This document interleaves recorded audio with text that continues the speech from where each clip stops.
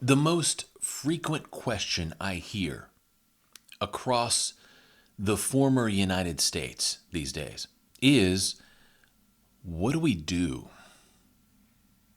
For the folks who see and are aware of the collapse of the United States of America, and by collapse I mean intellectually, financially, spiritually, morally, militarily, culturally, the total collapse of the United States and its transformation into Babylon. For those who see this happening, the big question remains, what do we do? Where do we send our energy? Where do we go? What do we need to buy? Who do we need to talk to? Which direction do we need to face? My friends, the answer to that question is actually very simple. The first place we need to go is inside of ourselves. And the first thing we need to do is revival. Now, on this graphic before you, I have pictured the South, the American South, primarily because in the southern states, that's where the greatest concentration of believers reside.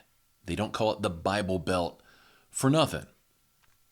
So I'm speaking directly to the people of the South, but also in a lesser sense to the people throughout the former United States. The first thing we need to do is revival. We need to get back to our spiritual roots. That means for the vast majority of us, getting closer to God. That means cleaning up our lifestyle to the best extent possible. That means becoming spiritually consistent. In other words, making sure that what we say we believe matches our behavior in the real world.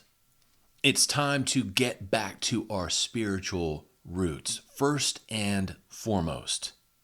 Because any people who cannot do that is like a ship without a rudder. A people without spiritual beliefs will eventually founder and sink.